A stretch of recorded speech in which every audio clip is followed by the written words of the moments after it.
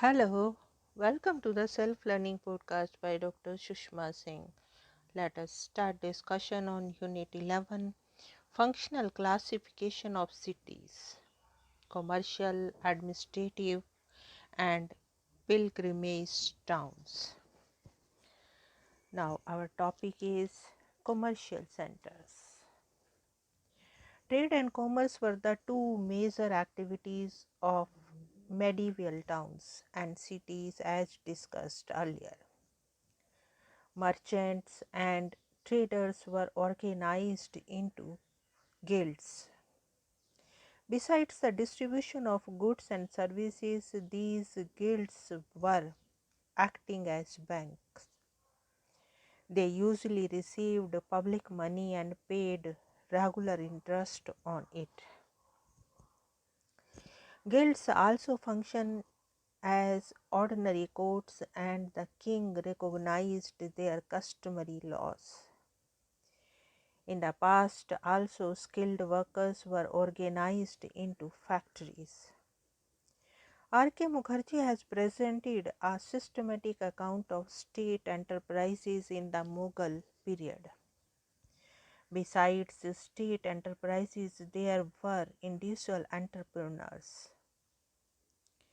There was an interesting fact that the growth of the commercial centers have taken place in the respective state capitals also.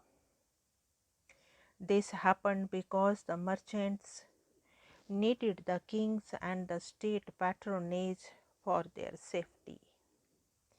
The merchants were organized on the basis of the appropriate hinterland and availability of channels of communication.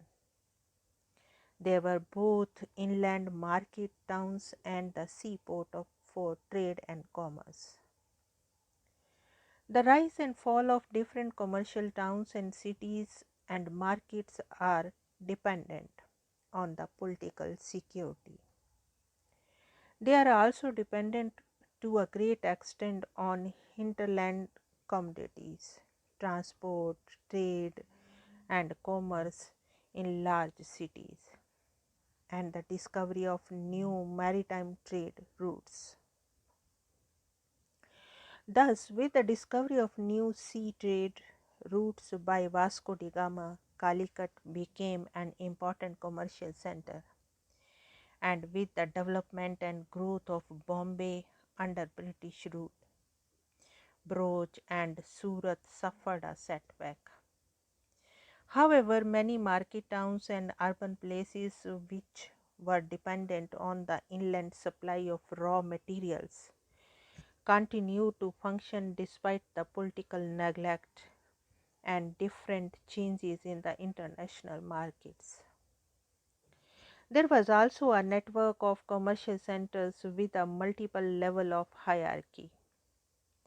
The commercial centers came up more smoothly with the political stability. Market towns and cities had a large number of merchants in contrast to the villages. Many craftsmen such as weavers, oilmen, smiths, shoemakers traded their goods and maintained contacts with both large market towns and the villages. The increased magnetization led to the consumption of some urban goods and adoption of the urban style of life. Today, the cities have the focal point for economic processes and activities. They exist and develop in terms of their commercial and economic activities. The cities provide commercial services to their hinterlands and the surrounding areas. The city offers a wide variety of goods and services, and these are sold and purchased both within and outside the city. From this viewpoint, we can say that in modern times the cities are essentially a center for commercial and economic activities. In the post-independent period, The emergence of mining towns is a typical example of commercial towns. Their character and nature can be easily seen to be based on the mining activities only. The list of mining towns in India is large. Commercial agriculture in modern times also gave rise to many towns and cities. There are lots of tea plantations in South India, Assam, and other parts of the country. These tea plantations have given rise to several factories for processing tea. According to Ashok Mitra, there are about 656 towns and cities which are recognized as agricultural towns and centers. As perceived earlier, agriculture was a village activity, but today it is no more a village activity only. Rather, it is also an urban phenomenon. A substantial number of India's innovative and prosperous farmers live in towns. The Green Revolution in Punjab and western Uttar Pradesh had vitalized and generated a number of towns, which provided a number of amenities to the new rural middle class farmers and the agriculturalists. Cities and towns have been main centers of secondary activities for a long time. In post-independence period, we have seen a number of secondary activities which have come up in the modern cities and towns. After 5 decades of independence, India has possessed a large number of commercial and industrial cities. We can see that industrialization and the commercialization process have already contributed to the rapid growth of cities in India.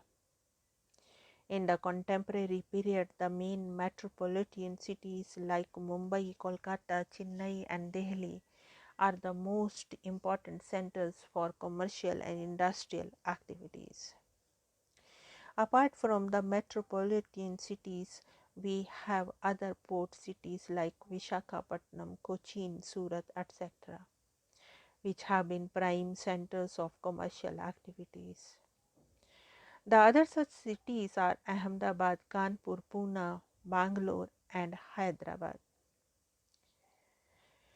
The emergence of Hyderabad and Bangalore are the two recent examples of the commercial and industrial cities which have emerged in recent times due to their commercial and service industries. Bangalore and Hyderabad are famous for their software industries worldwide. On the other hand, the growth of the territory sector also contributed in a different way to the city growth. In everyday city part of city, territory activity is meant for the city's own population. The role of tertiary sector in the city growth and development is very important in contemporary time. The city and the countryside interact more closely today than ever before. The range of tertiary sector and the activities has expanded to include educational institutions, hospitals, cinema houses, courts, banks, and other financial institutions. Thus, we can say that the contemporary towns and cities are acting as service centers for rural areas. There is a daily movement of people from rural to urban centers for these tertiary services. Thus, we have seen how towns and cities are acting as centers for all the three levels: primary, secondary, and the tertiary sectors. Now, let us wind up the session and take rest. Thank you very much for engaging yourself with the Self Learning podcast.